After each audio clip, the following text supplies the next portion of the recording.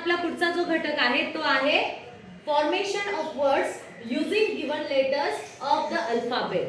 म्हणजे तुम्हाला आता काय करायचंय, मिसिंग झालेले लेटर शोधायचे किंवा त्या शब्दाचा आकार कसा आहे ते तुम्हाला बघायचं आहे किंवा 4 ओळीमध्ये ते अल्फाबेट्स कसे लिहितात ते तुम्हाला माहिती पाहिजे.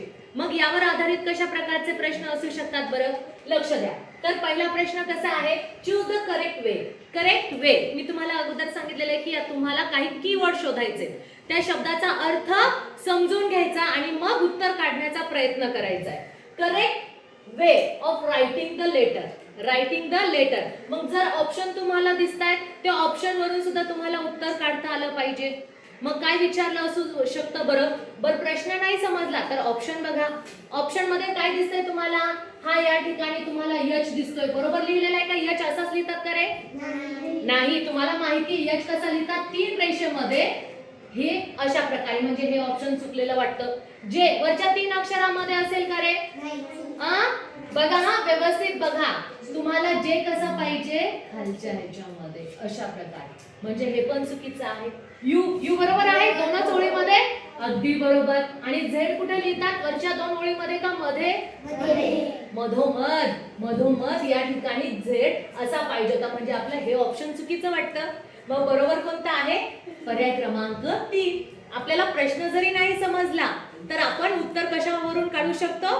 ऑप्शन वरून. आले लक्षात? आता पुढचा प्रश्न बघा. Rearrange the letters to form a meaningful word. Select the correct option. Meaningful word. Meaningful म्हणजे त्याचा अर्थ निघतो अशा शब्द तुम्हाला ऑप्शन मधून शोधायचा आहे. मग अशा प्रकारचा प्रश्न आला तर काय करायचं बाळांनो?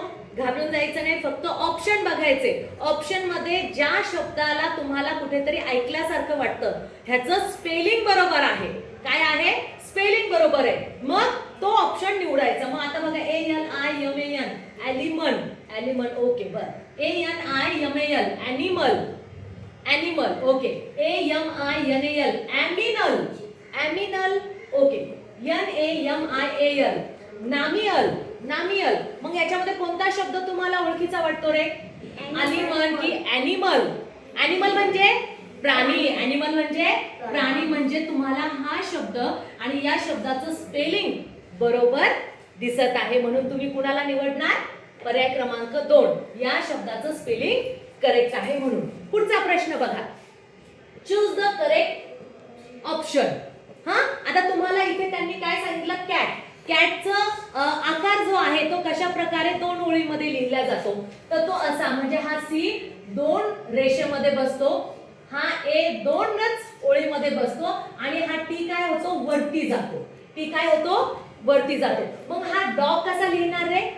बघा बरं, DOG डॉग. आता कोणता अल्फाबेट वर जातं आणि कोणत्या अल्फाबेट ची रेष जी आहे ती खालच्या ओळीमध्ये जाते. मग त्या प्रकारे तुम्हाला ऑप्शन शोधायचे. मग इथे डी बसेल का?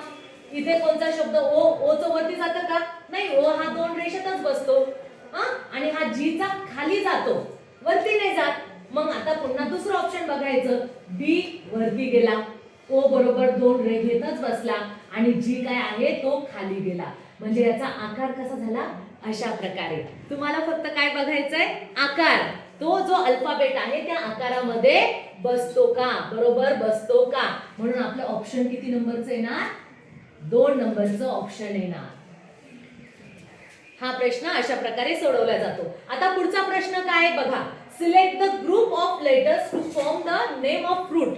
फ्रूट म्हणजे काय कळालं ना? फळ. बरोबर आहे. मग आता इथे तुम्हाला ही रिकामी जागा दिली, अल्फाबेट दिला, रिकामी जागा दिली, अल्फाबेट दिला आणि रिकामी जागा दिली. इथे कोणता शब्द बसवायचा? मग त्यांनी खाली दिलेले आहे TNO. मग इथे समजा जर आपण TNO बसवला काय झाला? टँगो. टँगो फ्रूट ऐकलेला आहे? नाही. मग आपण हे सोडून द्यायचं. ठीक आहे, हे कटलं. पुढचं काय? MNO. MANGO mango. बसला? झाला. मग आपल्याला ऑप्शन कोणतं मिळालं? 2 नंबरचा पर्याय. म्हणजे उत्तर काढताना आपल्याला कुणाच्या थ्रू जायचंय? ऑप्शन थ्रू जायचंय. म्हणजे आपल्याला उत्तर काढण्यासाठी पर्याय शोधायचे, पर्यायांमधले अक्षर फक्त आपल्याला बघायचे. मग अशा प्रकारचा प्रश्न आपल्याला सोडवायला अडचण नको जायला. समजलं?